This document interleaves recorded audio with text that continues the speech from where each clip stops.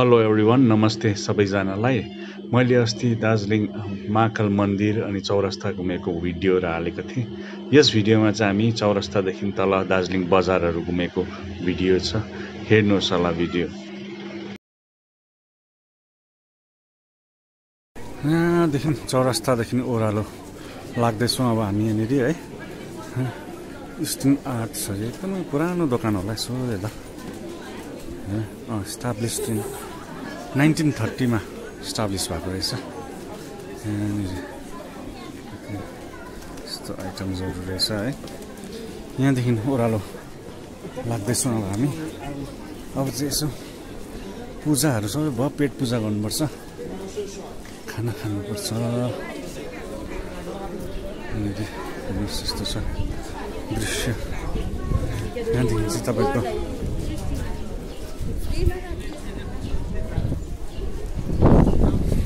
चौरस्तादेखि हामी ओह्रालो लाग्दैछौँ। तल यहाँ साइडमा अहिले प्रायः गरम निकै लागिसक्यो। यहाँ चाहिँ अहिले एकदमै शीतल हावा है, एकदमै मजाको। म पनि बाटो चाहिँ चिन्दिनँ, प्रायः भुलिसक्छु। सबै धेरै वर्ष बाद यहाँ आएको है। अगाडि जाँदैछ मेरो ग्रुप। यहाँनिर मजाको एउटा दोकान रहेछ, करिश्मा है। काशीराम्सपुर रहेछ। यो रोडलाई चाहिँ के भन्छ भनेर नेहरू रोड भन्दा नेहरू रोड रहेछ है। दोकानहरू, लुगा दोकानहरू मजाको रहेछ यहाँनिर।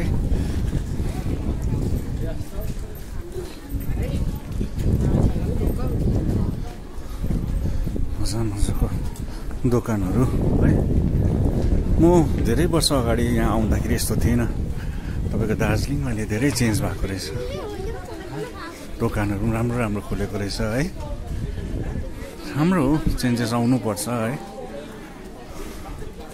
डोमिनोस रहेछ यहाँ तल देख्नुहुँदैछ। केएफसी पनि रहेछ। यो दास स्टुडियो चाहिँ एकदमै पुरानो हो। यो चाहिँ प्रायः बन्द छ, आज यो पनि बन्द रहेछ। यो दास स्टुडियो जुन चाहिँ देख्नुहुँदैछ यो चाहिँ पुरानो हो, एकदमै ल्यान्डमार्क के हो यो एउटा है।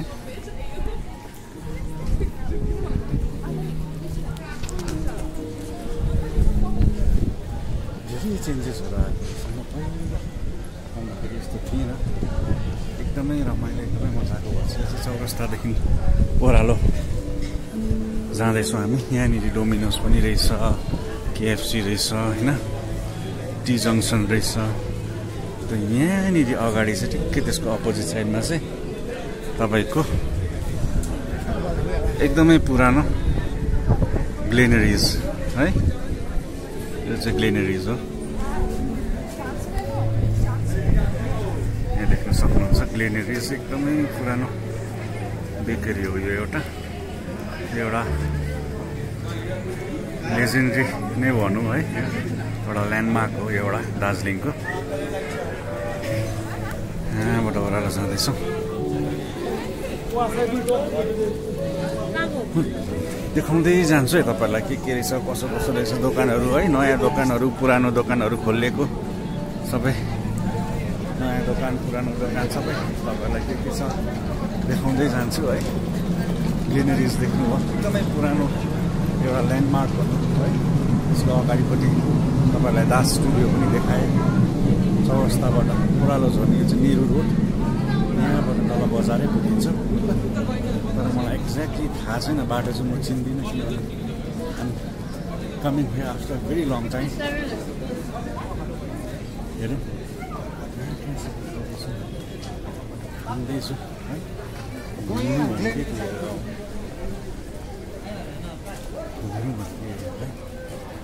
यसरी घुम्नु मजा आउँछ। डेस्टिनेसन बिना घुम्नु वन्डरिङ मजा छ। यसको आफ्नै एउटा मजा छ। आएको बेला डेस्टिनेसन बिना घुम्नु पनि एकदमै मजा आउँछ।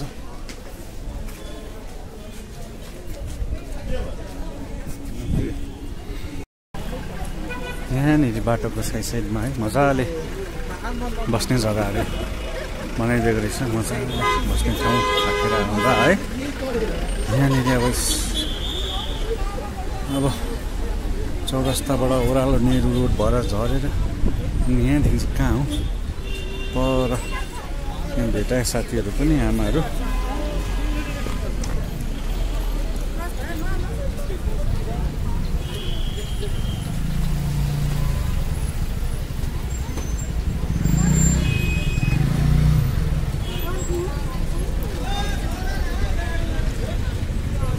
यहाँ अगाडि चाहिँ एकदमै फेमस क्लक टावर रहेछ। सायद यो चिज चाहिँ तपाईँको बर्फी मुभीमा पनि देखाएको थियो जस्तो लाग्यो मलाई है।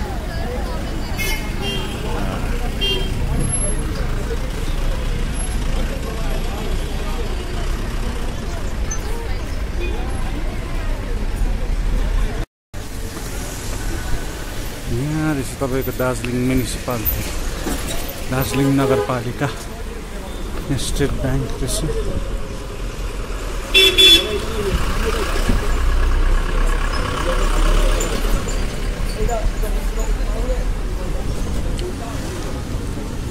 अब गएको तल तल हेर्दै जाउँ के देखिन्छ है, तपाईँलाई देखाउनेछु।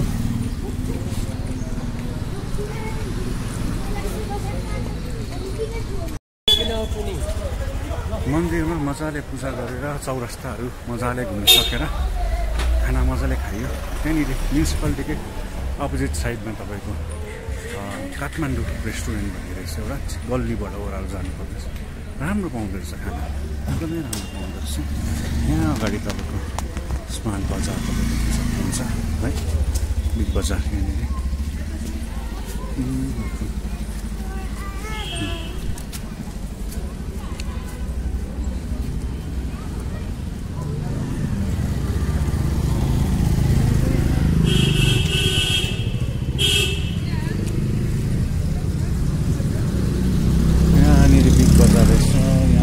साइडमा तपाईँको पोस्ट अफिस रहेछ, यहाँनिर दार्जिलिङ पोस्ट अफिस रहेछ।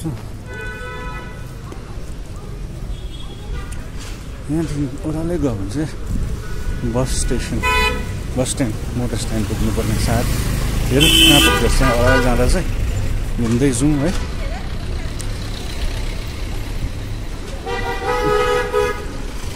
यहाँनिर महाकाल मार्केट रहेछ, देख्न सक्नुहुन्छ महाकाल मार्केट यहाँनिर।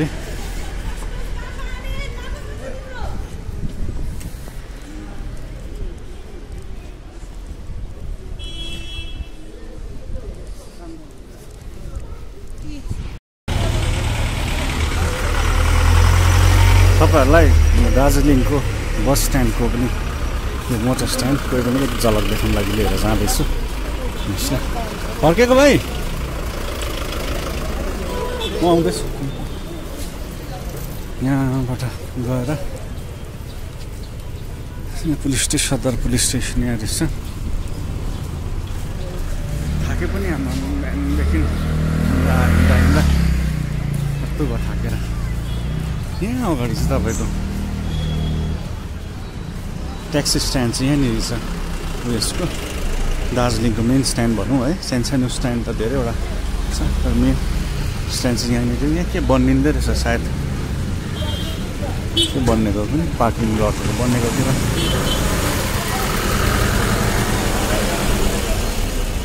यही हो अगाडि जुन चाहिँ गाडीहरू राखेको देख्नुहुँदैछ, यही हो स्ट्यान्ड चाहिँ।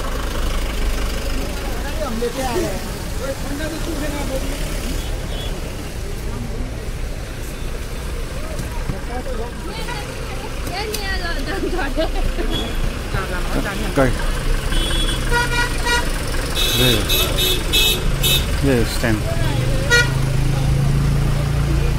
परसम्म छ दार्जिलिङको स्ट्यान्ड चाहिँ यही हो। अनि यहाँ अगाडिबाट स्ट्यान्ड तपाईँको ट्याक्सी स्ट्यान्डबाट निस्केर स्थलको चाहिँ यहाँनिर चाहिँ यहाँदेखि भित्र चाहिँ तपाईँको चोक बजार रहेछ। फेमस छ नि चोक बजार भनेर, तर आज सबै बन्द रहेछ। यहाँनिर सन्डे चाहिँ बन्द हुँदो रहेछ है। सो सन्डे चाहिँ चोक बजार नआए पनि ठुलो छ यहाँ भित्र पनि छ बजारहरू यहाँनिर तर अब